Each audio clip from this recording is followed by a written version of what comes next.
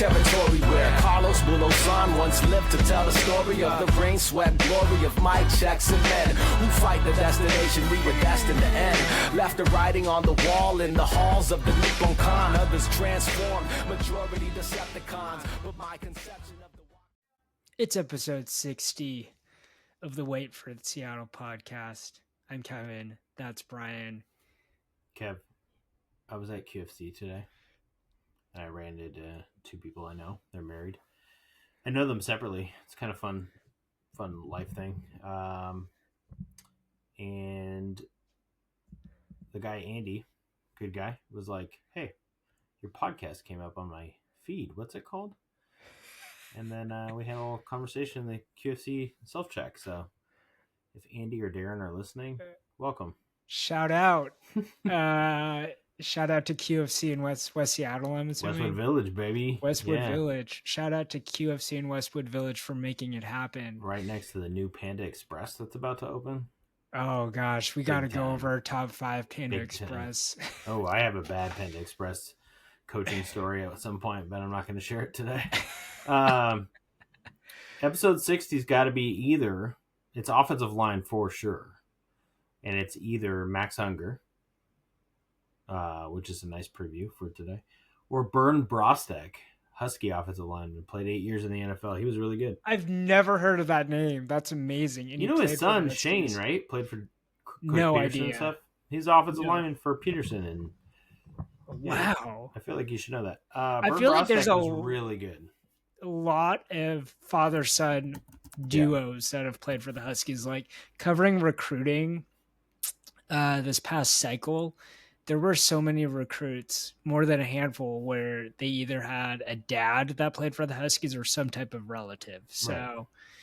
I mean, for football, I guess it's not too uncommon because football, there's so many roster spots and, you know, sometimes the dudes don't have to really be that good and they can still have offspring that, you know, are recruited. True. But I always found it interesting.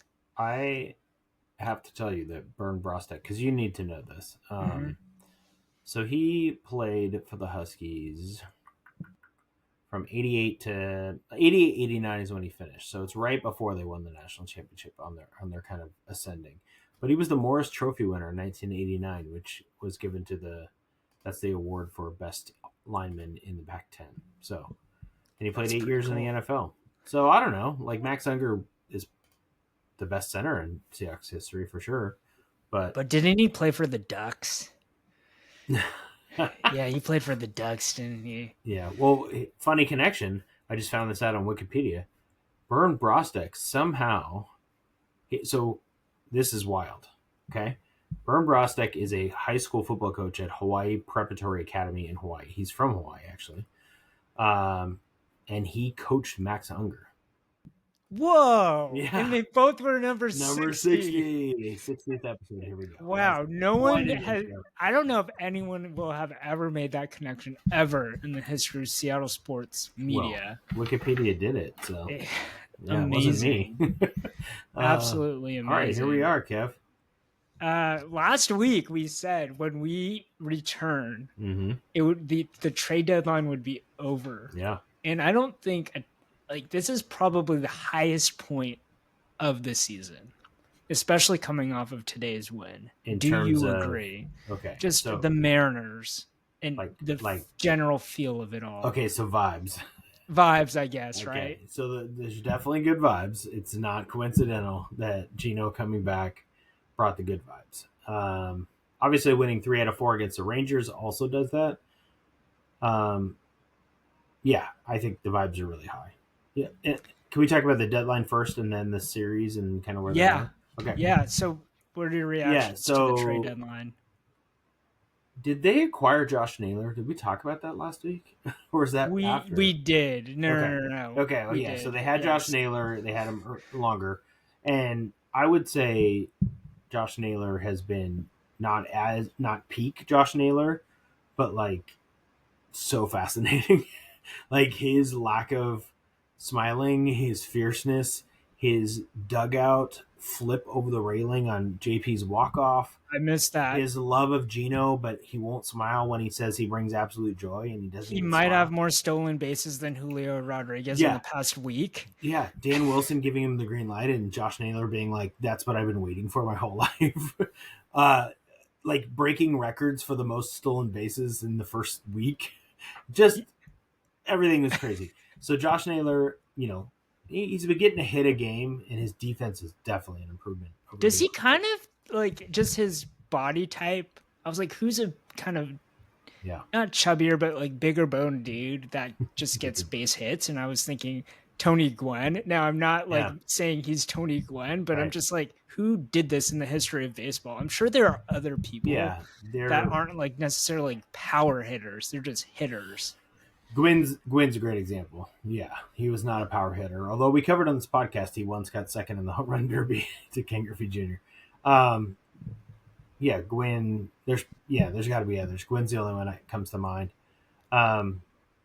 Vogelback, for his time when he was good, he wasn't really a power hitter. He's a great on base percentage guy. You can John Kruk.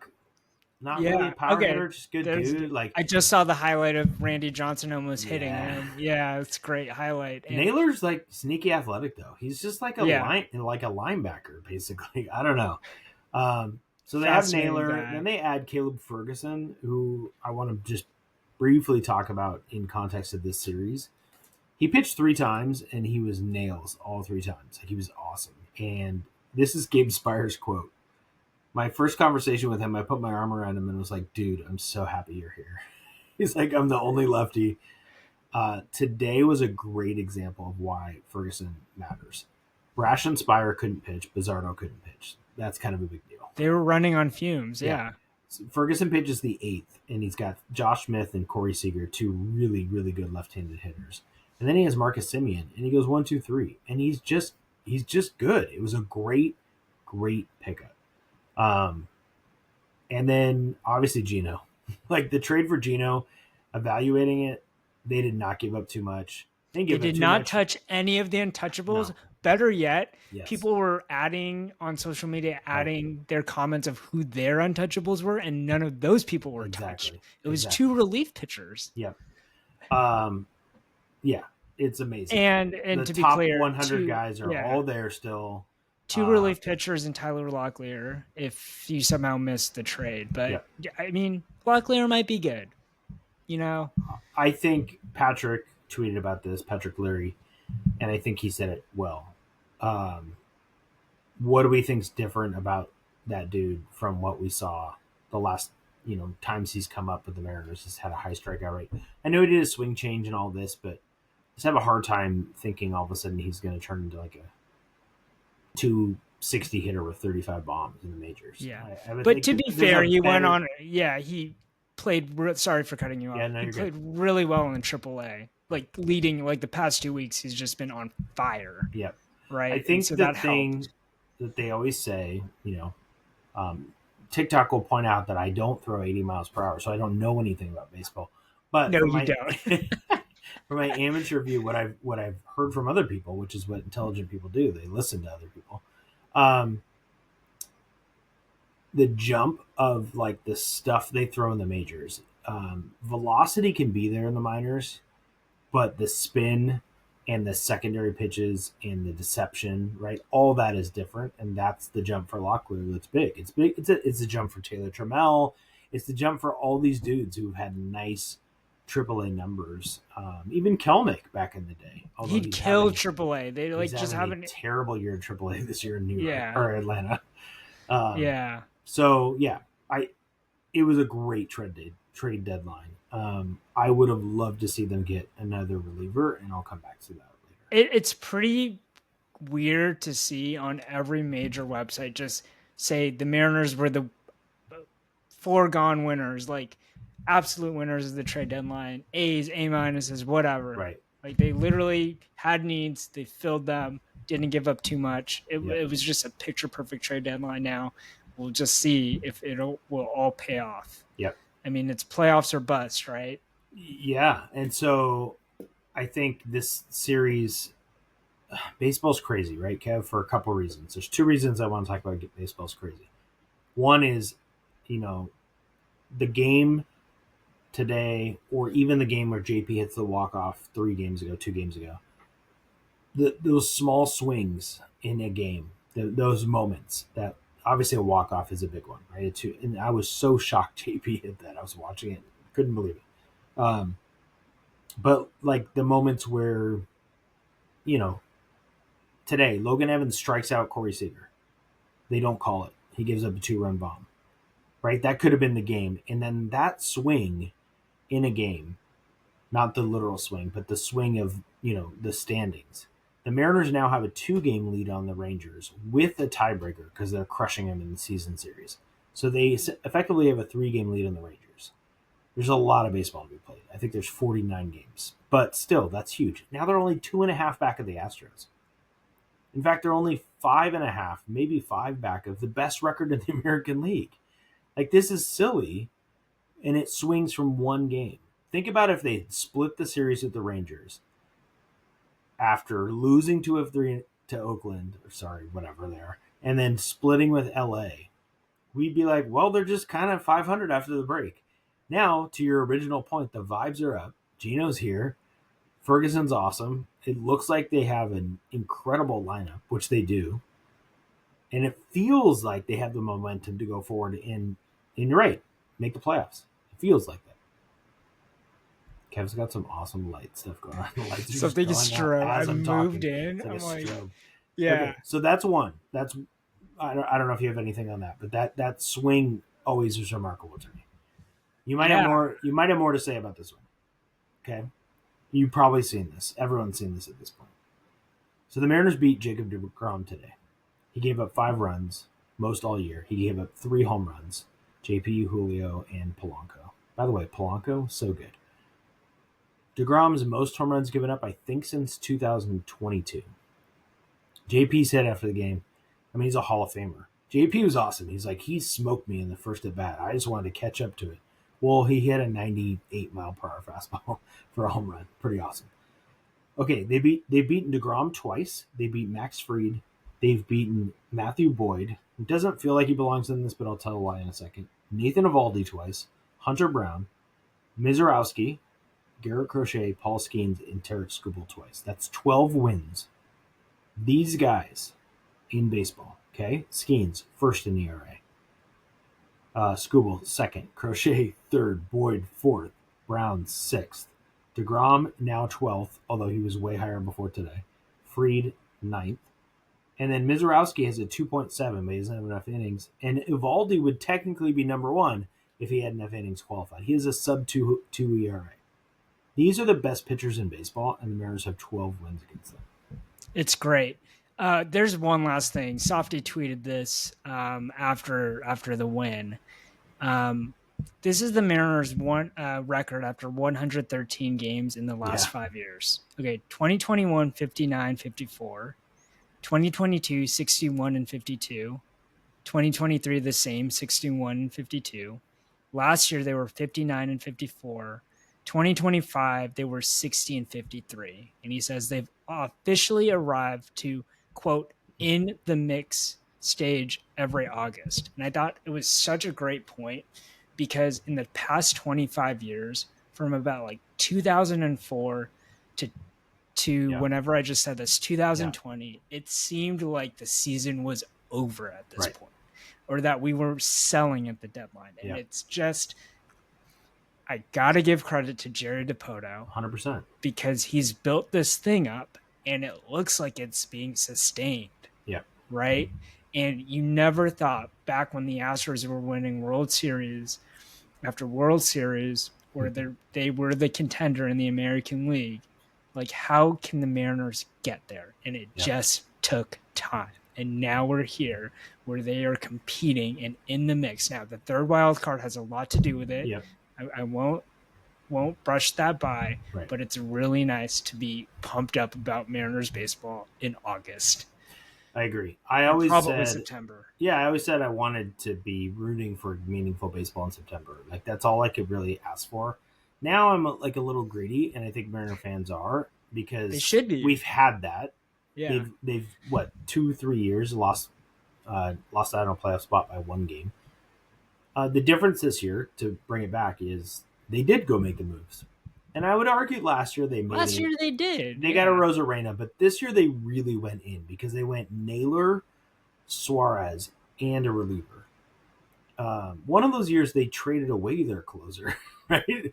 So they went in. They got two of the three best hitters that were available. It turned out, I would say, and then they got a reliever that wasn't on the list of best relievers, which is where I would get a little upset about how they could have really pushed it. But it sounded like they were in on Duran, who went to Philadelphia, and I mean I would have started saving for the World Series if they had done that. So that's a little preview of what I'm going to talk about later. But yeah, it's so crazy.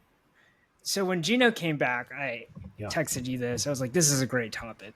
Who are, like, in Seattle sports history, who are the great dudes or people that you think of that did bounce backs, basically? They played for the Mariners once and they came back again, or the Seahawks and they came back again. So I'll let you start who the first name is, and then we'll each name two. We'll go back and forth. Well, let's start that Gino needs to be better than 2 for 17. No offense. I don't want to kill the vibes, but like, yeah, 0 for 9 the last two games. A little pressure on himself, maybe. Obviously, we had to give him some time. I was very happy that he's back. So I did some research to see if there was really any like other sports where they had it, right? And it's really the Mariners are the number one. So Griffey's number one. The vibes when Griffey came back to me were incredible. And he had like a 17 homer year as like a 38-year-old, 39-year-old, something like that. But it was awesome. And then he left in a weird way again, but everyone just, I had to look it up. Everyone just throws it under the rug like it's no big deal. He fell asleep. They tried to get him to pinch hit. Yeah, and then he drove to Florida in the middle of the night and just quit. Like, it was super weird. But with now him, he takes pictures like every retired player. And with him, for whatever reason, it's like, whatever. So, I mean, Griffey's up there. The other, do you want me to just keep going, or do you want to? Yeah, go ahead. Why don't we go back ahead. and forth? I say Griffey. What do you got? Okay, this one just totally forgot about this. Marshawn Lynch. Yeah. In 2019. So it was awesome. Came out full retirement. Yeah. Right? And I remember reading the story. So he came back for Seahawks had so many running back injuries. Like, they had like 3 guys just out. Yeah. And they were in the playoff hunt. So they put Marshawn Lynch in week 16. There were only 16, or I think there's week 17. No, he goes really just at the end? Yeah. No. Oh. So he plays the last regular season game for them, scores a touchdown, 32 yards. And then he plays 2 playoff games and scores 3 touchdowns in the playoffs. Now, he obviously wasn't a workhorse, right? But near the goal line, great. And they were talking, I remember reading the story that explained how he just came from out of shape to like playing in the NFL. Yeah. And there's probably like maybe a handful of players that could have, at running back, that could have done this, just like came out of retirement and maybe with a month of prep. Right. I think that was the runway, and just actually be okay and good. Yeah, that's a good and it was just magical. Like, it was magical. Him coming back and playing for them in the playoffs. The game they won, I've talked about this before. I feel like when they beat the Eagles, like, I have no memory of that happening. Like, the Seahawks beat the Eagles in 2019. I don't know if COVID knocked it out of my mind or what. It's so weird. I don't remember that. Carroll those teams kept on making the playoffs until the very end, and they just all seemed to mix together where it was a first or second round loss. Right. Like, we just never made it to the NFC Championship again. Right. And 2019 was one of those years, but him coming back is so cool. And the storylines about him, like, kind of reuniting with Pete Carroll and kind of ending on a good note with Seattle. Yeah. I think that actually is probably really important to him. And It just goes to show I recirculated the top 10 list, and that's a whole nother story. But people were pushing for him to be in the top 10, and it's totally understandable because he's just such a lovable guy, and his legacy is just cemented in Seattle sports. Yeah, he's. I mean, you can make the argument he's the best Seahawk ever for sure. So it would be interesting to look at that top 10 again. But statistically, he doesn't match up to some of the others in terms of accolades or actual just stats across the board. But yeah, but to add on this like bookend of his career in Seattle, when the start of his career was in the playoffs and with the Beastquake touchdown, it's pretty cool. So you got to give me one more because I know there's one you've got. Go for it. No, you got to give me one more. I know you have another one. I got another one. Who do I have? You're like your favorite Mariner ever came back. Ichiro. Yeah. He came back, and it was kind of another picture perfect ending, right? It wasn't like Griffey where he left in the middle, fell asleep during a game. No, they finished in Japan. It was awesome. And then he retired, and it didn't cause any other stress on the Seattle Mariners organization, and it was such a classy move for the Mariners to do that. It was really cool. He's it would have been cool. 45 years old. Yeah, it would have been cool if he got a hit, and I don't think he got a hit in that series, but pretty cool. So that was a really cool bounce back. Yeah, he played the year before only 15 games, like at the end of 2018. Yeah. And I think the Mariners were rebuilding and all that stuff. So they just kept him on for the 2 games in Japan, and then he retired and they replaced him on the roster. But it was really cool. And he talked about in his Hall of Fame speech, like, that mattered to him. Shannon Dreyer talked about it on the radio, how cool it was to see him in Japan and the ovation he got. So that was I have 2 other Mariners for you. And I have a sounder. How about that? Oh, this is so cool. I'll try to go quick. Raul Ibanez is a big one. So Raul Ibanez was not great his first time. The second time, as I'm preparing a top 25 of the last 25 years, I had Ibanez pretty close to 25. And then I looked at his numbers. Raul Ibanez was awesome in Seattle. And I think he was just on, to your point earlier, like bad teams. Or teams that underachieved or weren't in the playoff hunt, right? So it just, I don't know. He raked. So he came to the Mariners after he had some good seasons with the Royals, right? Yes. When he came back, he was even better. So he put up 4 straight years of 20-plus home runs and at least 89 RBIs, including a 33 home run, 123 RBI season. 3 straight 100 RBI seasons. Can you imagine like the discourse on Julio? If Julio had 3 straight 100 RBI seasons, we'd be like, he's the greatest player of all time, right? And I know that he does things defensively that Raul doesn't do, and he steals bases and all this stuff. Raul was pretty bad in the outfield. Yeah, but Raul could hit, man, and he's hitting like 280 as he's doing this. Yeah, and he was doing it at Safeco Field, right? Yeah. So whenever you guys put these types of numbers on, you have to say like he actually would have been a lot. Like I'm interested to see what if his perk adjusted, whatever. 280 or better all 4 of those years. Yeah, like it's just sick numbers.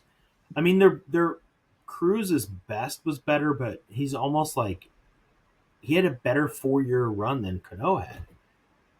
And we put Cano really anyway. Raul was awesome. So I think Ibanez is actually like kind of the best comparison with Suarez. We're talking about like Griffin, Ichiro, Marchand.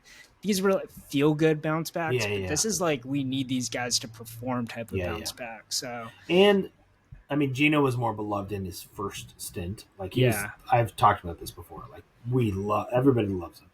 Raul was more frustrating his first time, but the like Raul right and all that, like he had good vibes with him, especially when he's good. So I think it is a good comparison. Here's 2 more quick ones. Jeff Nelson, the pitcher. He came back again? Oh, yeah, because he came back So he was on, like, the 95 era team. Yeah. And he was fine. And then he went to the Yankees, and he was incredible. And he came back to the 2001 team where he was an all-star. Didn't Brett Boone come back, too? Yeah, Brett Boone originally was a Mariner. I don't know if he ever played in the majors originally. Yeah. With the Mariners. Maybe he made his debut with the Mariners. That's a good one. Man, these are some throwbacks. But here's a sounder for you. Ready? Freddie Montero. Oh, yeah. Yeah, Freddie Montero, it was cool. That was, as a Sounders season ticket holder, as somebody who's watched a lot of Sounders games, so much of those early times. I mean, it's when I had my first kid, like Freddie Montero's, like who I'm watching, right? It's a big part of it. I didn't name my kid Freddie, but and then he goes to Vancouver. It's, for those who don't pay attention to The soccer, Cascadia Cup. it's like playing. It's like when Sher went to the Niners, right, or something. Yeah. And then he comes, and he was awesome on Vancouver against the Sounders. And he comes back to Seattle, and he has a little bit of a nice little run, and it was great. It was good vibes, like Gino, for me. Every time he'd go in, I'm like, this is awesome. You were right about Boone. He did play about 100 games with the Mariners when he was 23, 24 years old before he got traded away. Yeah. So, Boone's a good one. We should do a game sometime. As I look at Brett Boone's baseball reference page, where we name people and like the last team they played for. Oh, that would be. Brett Boone played for the Twins. Apparently, finished his year. Couldn't have told you. Felix was on the Orioles, right? He wasn't technically. He never played. He never made it in the majors. Orioles and Braves. He had minor league deals or spring training invites. And never played. Thank God. Yeah. All right. Well, that was good. Yeah, so there were just so many good topics to come out of Suarez coming back, and so my other thing was the most lovable Seattle athletes, and you texted me, you said all time or currently? I said just all time. Let's just kind of broaden it out. And Suarez, maybe you want to say Suarez. Is he one of your guys? No, he hasn't been here long enough. Know. If they win the World Series, he's on the list, right? Yeah. I really think so. My first guy is going to be Edgar Martinez. He was, what did we call him? The ice cream sandwich of Seattle sports a couple weeks ago. Put that aside. He's just such a fun guy. People love Edgar. He had great commercials. Those Eagles commercials. Yeah. Light bat, it's a light bat, and just now when he talked, he's always been around the Mariners organization through the really crappy, ownership and general managers and managers. He's just been there to support, kind of like the wise elder statesman. I don't know how to describe him, but he's just a lovable guy, and everyone just feels warm feelings about Edgar Martinez. Edgar's a great one. I'm going to go back to the well where we talked about it. I mean, Marchand, I think he's the most beloved Seahawk ever. Yeah. Just the way he plays, right? The way he plays is a big part of it, right? Yeah. Seattle's not really a blue-collar city, but the Seahawks of the teams are the most blue-collar fans, I would say, right? And maybe that's just football in general. Yeah. But, Marchand really resonates with a lot of people, and he just doesn't leave. He's got the Beacon Plumbing ads. I just think that's the coolest thing. Who does that? He's awesome. Yeah. He has this kind of mysterious way of doing things. And so when I was at Berkeley, obviously, I got to know the kind of area where he because he's from the same, I think he went to Oakland Tech is what it's called. It's kind of in the Emeryville/Oakland area. But people just he's beloved in Oregon. In Oakland, during COVID, there would just be random pop-ups where he'd be giving out masks or PPE, and it would just be on social media. He'd just pop up near Lake Merritt or something. Such a good dude. Yeah. Some weird things, like the whole thing about him just having a bunch of cash, and never spending his salary. So he would only spend what he got on endorsements. And I think that's a kind of interesting financial thing. But I could go on about him. Yeah, he's the best. Yeah. So I think Marchand and Edgar are two easy ones for me. Yeah. I think Sue Bird's on this list, and this is going to aggregate TikTok, who seems to be a place for. Well, they're just really upset about Lauren Jackson, and then they're knock Sue Bird down to number 10 because there's some people, those comments on TikTok, it's just straight misogyny. It's so bad. It's bad. And you know what? You don't like it? Don't listen to us. That's not. You're not gonna find it here. Don't listen to Baldy in Little League baseball player. Yeah. Sue Bird's on the list. Sue Bird can go anywhere in Seattle and get an incredible rousing ovation, right? Yeah. Like she's beloved.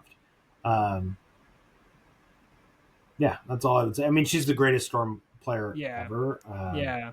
Even though Lauren Jackson, like in terms of a peak and accolades with the 3-time MVP, but like Lauren Jackson's loved by Storm fans. Sue Bird threw out the first pitch of the Mariners. She's getting a standing O. Yeah. Right? Yeah. She raises the flag at the Seahawks game, which she's done. People go bananas. People love I, Sue Bird. at the Valkyries game, which every game has been sold out, the one against the Storm, Rapinoe and Sue Bird were both there. Rapinoe did their pregame like bang the drum thing, get people pumped up, and then they pan to Sue Bird, who's up in a suite. Yeah. Crowd goes nuts. Yeah. Like this isn't not even their player, right? But Sue Bird is just she's something above. Why is Rapinoe banging the drum in Golden State? She's a legend. I'll end on this one. Yeah. I don't know if there's ever been an athlete, and maybe people before my time can come up with someone that was like this person. But Jamal Crawford, post and even during his NBA career, but more post his NBA career, with this unique situation where there's no pro basketball team in Seattle, he has done so much, right?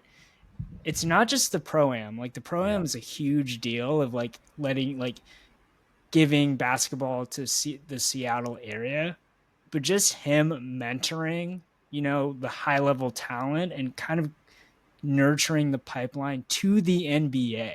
Yeah. Right. There are Seattle NBA guys that have direct contact and relationships with Jamal Crawford.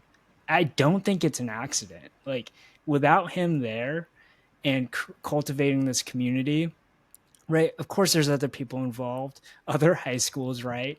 But he's just done such a great job of promoting Seattle and telling, being an inspiration. Like this is our pipeline. We need to get these guys to the NBA, put Seattle on the map. Just a great guy too. Just an overall, just such a nice guy. Yeah, people speak really highly of Jamal Crawford. To your point, yeah, and he's trying to personally bring a team of like 15U Rotary with his kid on it to the NBA. I think if I had to make just a quick rapid fire, like who would be considered, I think Gary Payton's considered. I think Nate McMillan's on the consideration for the Sonics. I mean, you could throw Sigma. Slick Watts actually is probably like on that list. All right. Everywhere Slick would go, and then I think you'd have to like Rapinoe's probably on that list, but it's kind of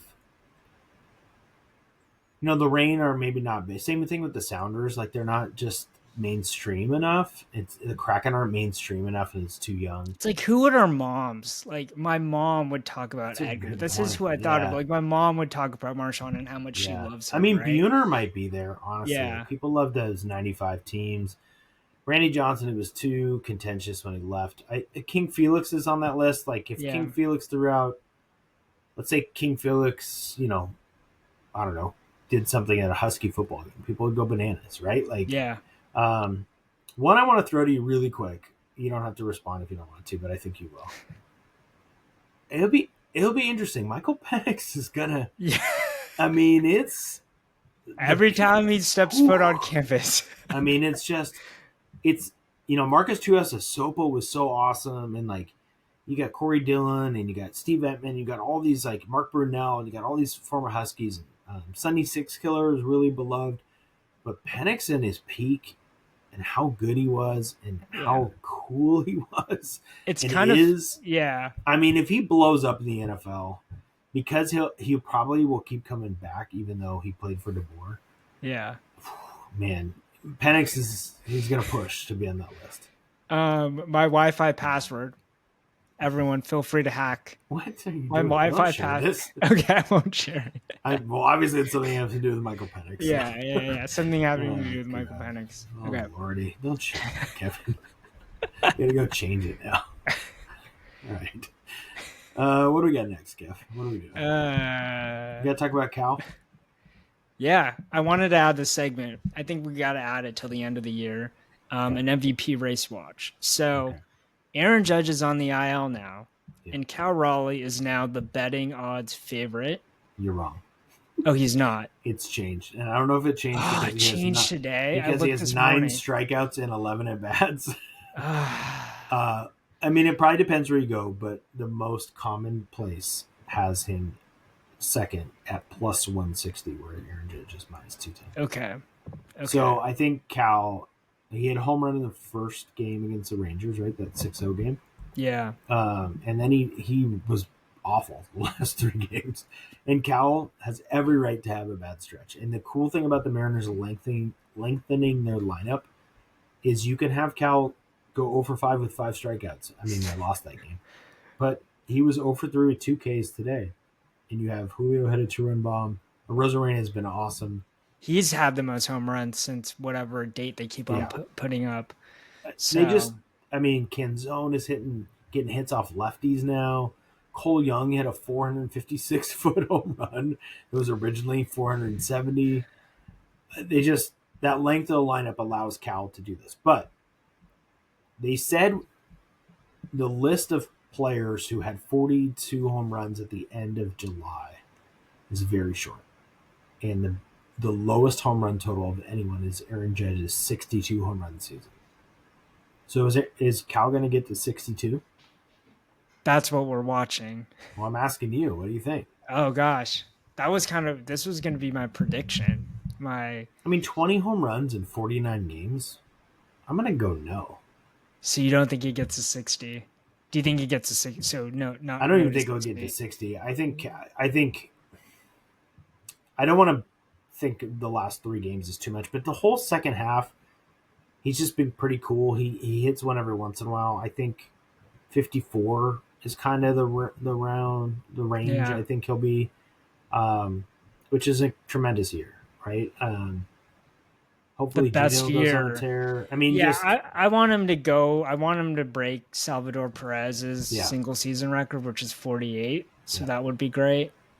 It could get spicy though near the end if he gets within the range of 62. That would be fun. And if Aaron Judge is out a little bit longer and comes back as a DH and struggles because he's got this elbow thing, and if Cal's got him by 6 home runs at the end of the year, Cal's going to win the MVP, right? So it's probably worth betting on right now. Here we go. Can I tell you a bet that I have, by the way? Yeah, sure. Okay, I was going to bring this up earlier. It was looking dead in the water, but I bet on it's like an exacta. I think I said this in the podcast. If you ever do horse racing, there's these exacta boxes where you pick the order of the 2 top horses. So they do that with divisions. By the way, your face is like in the camera. I picked the Mariners to finish first and the Rangers to finish second in the division. So Rangers have to pass the Astros. So do the Mariners. But the Astros are looking not great right now. And I feel like I got a little hope. That's all. I'm cheering for you. Yeah, everybody except for TikTok. Yeah. Speaking of predictions. Like, hey, Baldy, you're stupid. I'm sorry. I brought so much hate towards us. Although I don't know why I click on it because it brings me no joy. I told Caroline not to look at the sexist comments, and she's like, I looked, and I was like, damn, you shouldn't have looked. Yeah. TikTok's really bad. All right. I don't know if we're actually going to get any subscribers after all from this. No, we're just going to get hate. We just brought all the hate in our lives. Where were we? Predictions. Yeah. So we talked about Cal. Yeah. Let's talk about predicting the Mariners and the rest of baseball. Yeah, I think the Mariners. I'll just start. I think they're going to win the division. I think that the pitching is going to come around. And just seeing how this lineup has performed, and it's early and it's a small sample size and all these caveats, whatever. Just the fact that JP Crawford could be like hitting 7th or 8th in this lineup and everyone in front of him's pretty good hitter. Yeah. I'm in a very good place as a Mariners fan. The lineup is so I good. don't think never people had this. pitch. It's really nice to know like we're not dead in the water with like 6, 7, 8. right? And that is really nice to have in a luxury. And it's kind of scary to have to deal with. The only thing that would be scarier about this lineup would be is if it was April 2025 Jorge Polanco, right? He's not April 2025, but he's pretty good. Yeah. He's pretty good right now. God, I just need him to go on a tear so we can throw him in the mix for comeback player of the year. He might be in the mix. I mean, I would have to think about who else would be in the mix, right? Yeah. But yeah. It's usually a dude that was injured. Polanco just sucked last year. But right? It should be a guy who sucks. It shouldn't be a guy who's hurt, right? Like it should be a guy who sucked. Like that's the whole point, I think. Yeah, so I think the Mariners are going to win the division. They've always played good against the division rivals, I feel like, and recently, and I don't think they're too far off of. I think they might be the better team than the Astros. The only thing the Astros have right now in my head, if you looked at both of the rosters on paper, would be they wouldn't have anything on us. It would just be the history of the Astros being better than I'd us. slow you down. The Astros have an injured list.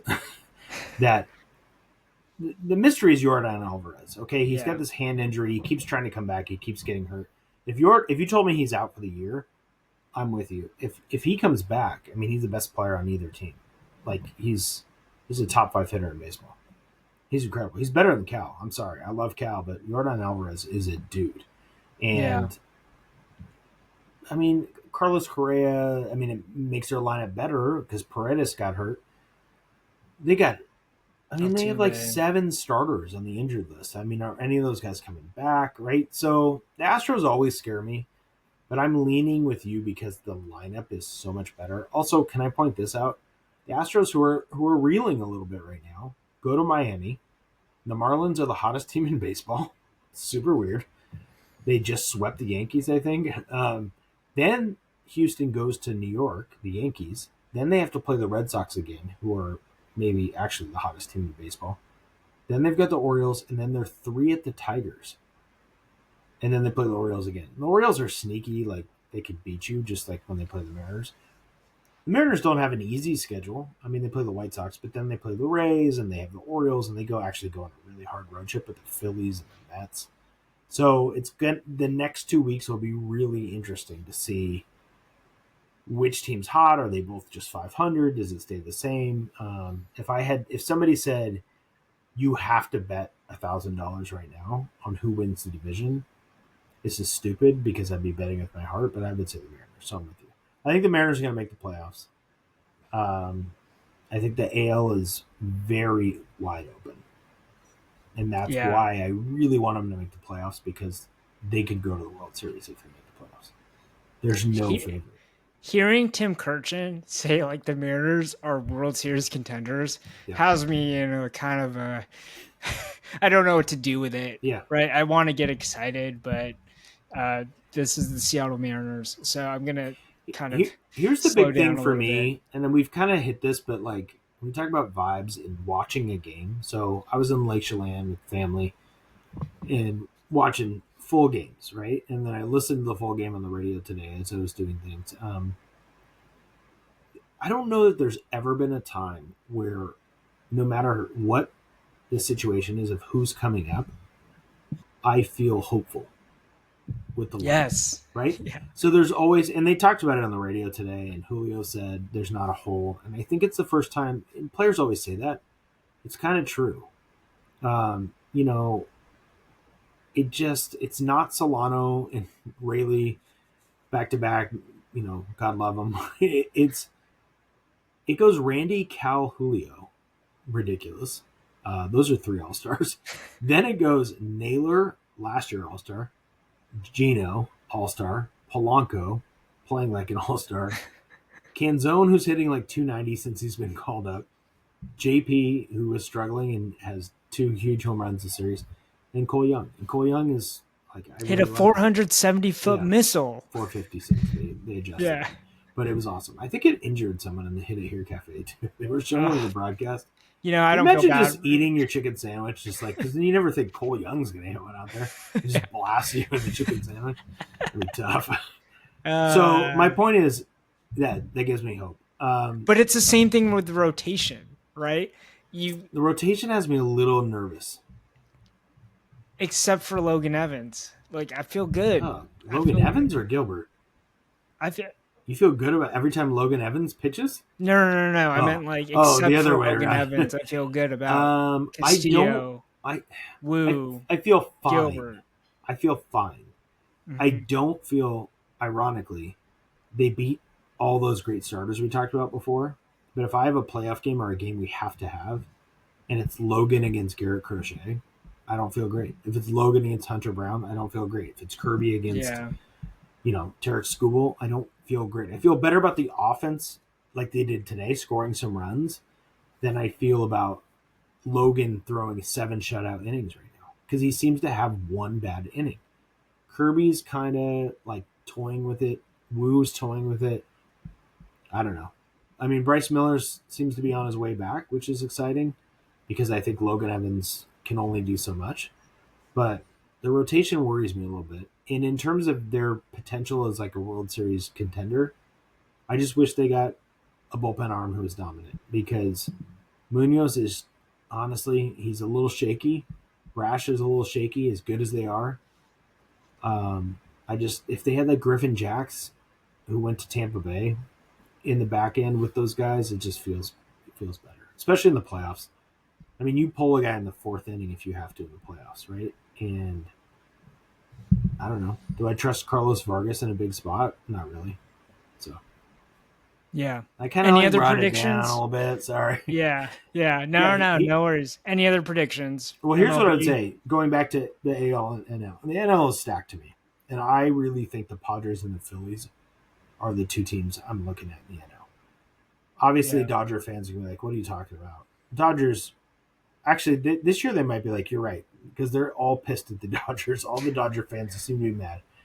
The Phillies going out and getting Duran with that lineup, and then the Padres bullpen, I mean, have they added Mason Miller to a group that has a closer already in Robert Suarez, who's an all-star, and then 2 setup guys who have sub-2 ERAs. They're really going for it because they sold for that closer. He's maybe not the best closer. prospect in baseball.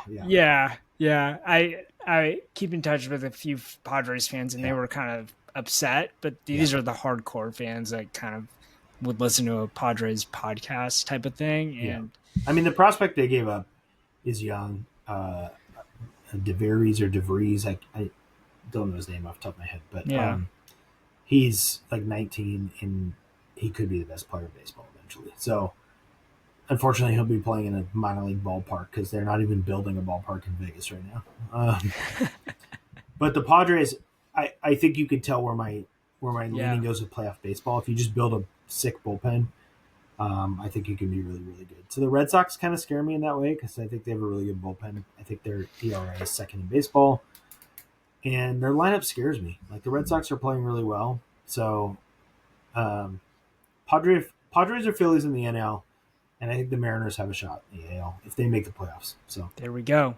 What about you? There we go. You think, I sat down. Who's going to win the World Series right now? Who do you think? God. Pretend you're back in the Sports Nerds League, but we're having our draft in like a week or 2 weeks. I'd go with the Padres.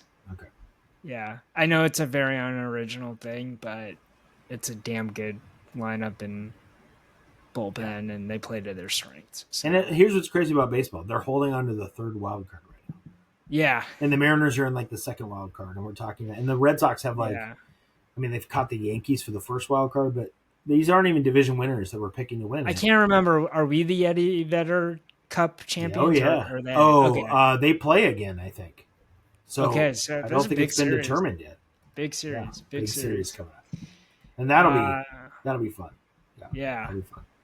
So we'll end here on Mariners talk. A lot of Mariners talk, but I'm sure people. You got it. I mean, that's what everyone. I got people texting me who I feel like aren't even baseball fans who want to talk about it right now.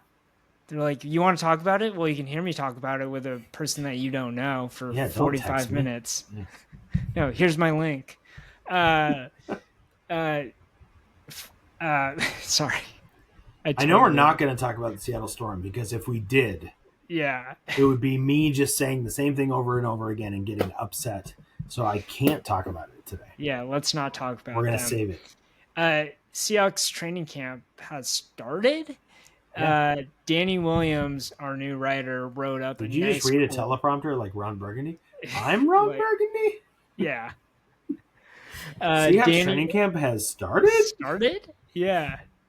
Danny Williams wrote a piece, all-century Seahawks team, which is crazy because we are a quarter through the 2000s. So I guess it's the all-century team.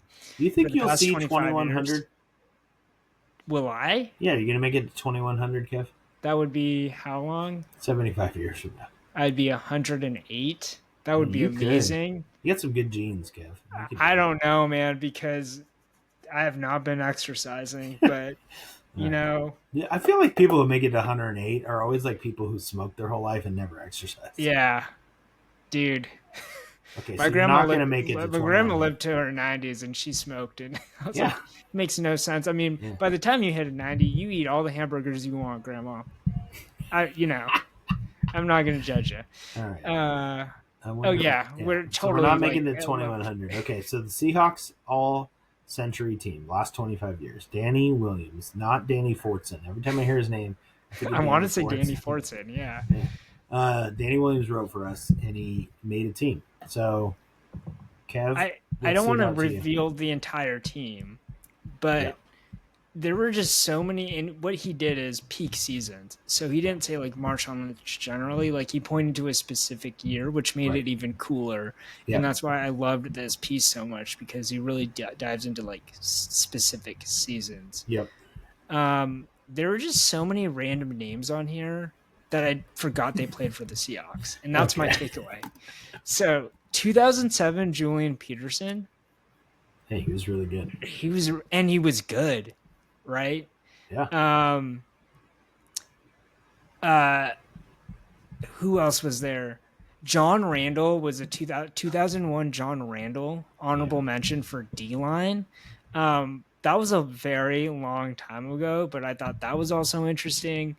And then what was one other one? Oh, the offensive line was fascinating. So I'll just name it off for people. 2007, Walter Jones. 2018, Dwayne Brown.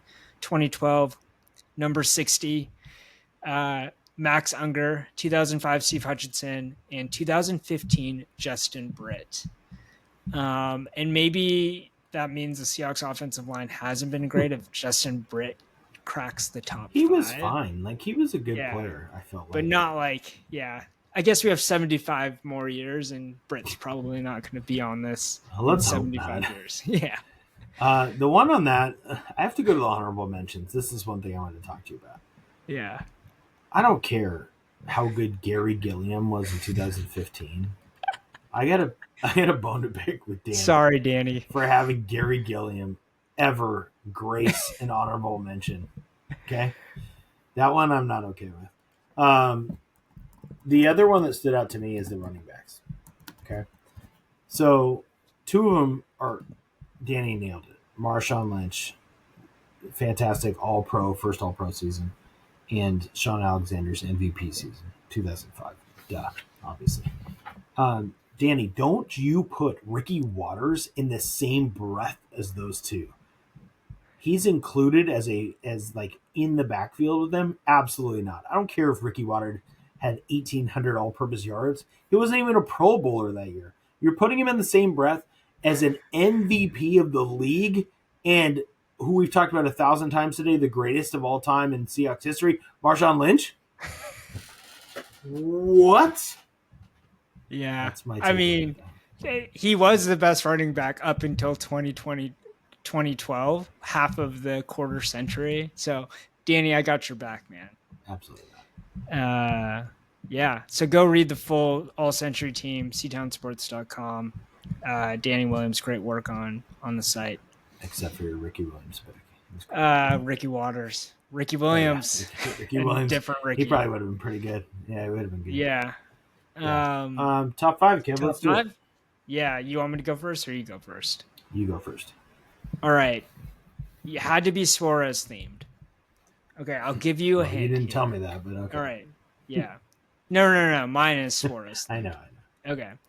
top 5 MLB home run leaders since 2018. And I'll tell you right now, Ooh, that's a good one. Eugenio Suarez is number 6 at 248.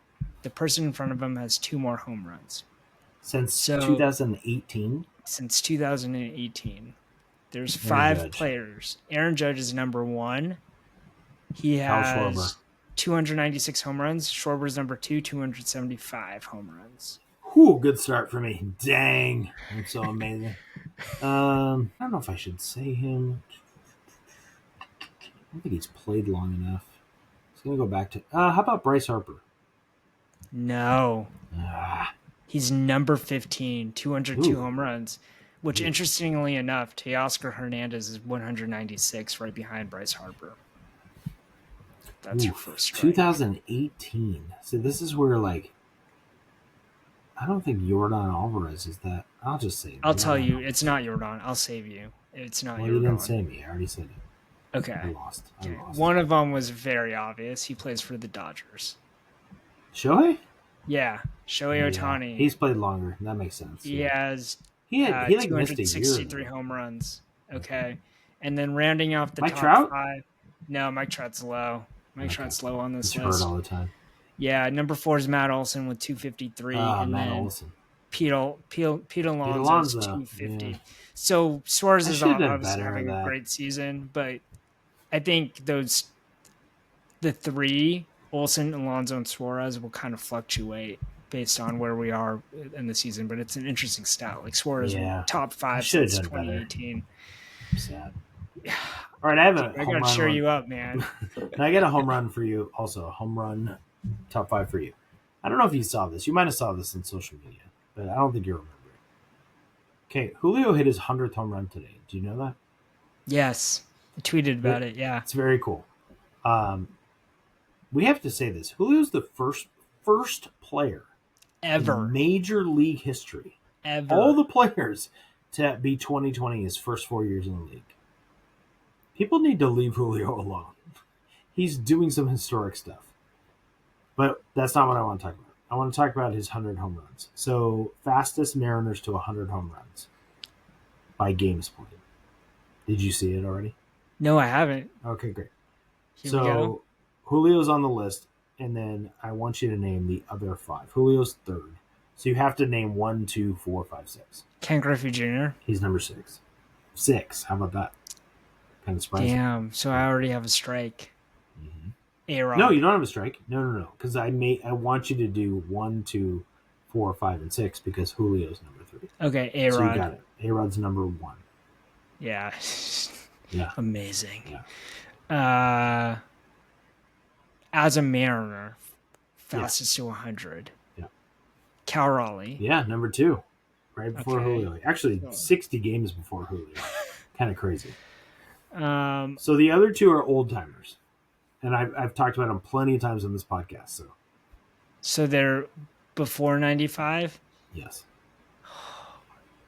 See how I give you nice clues and you're just like giving me clues? Yeah.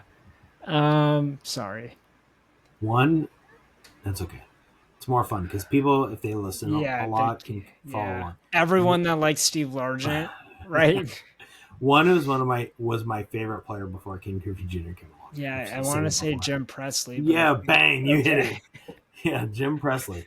It's surprising how good Jim Presley is. Underrated Mariner of all time. The other one talks about Jim Presley. Is actually probably belongs on one of the most beloved list. I mean, he has a nickname that would indicate he's one of the most Alvin beloved. Davis. Alvin Davis, Mr. Mariner. Wow. That was great. Yeah. That was a great top 5. I walked you right into all the answers. For the listeners, for the people. Man, we made it in under an hour. Yeah, it never happens. That's great. Nope, never happens. Man. I think we'll have a guest. We haven't got it confirmed, but if we'll have a guest, we'll intro him separately. So if not, we'll see you guys all next week. See ya.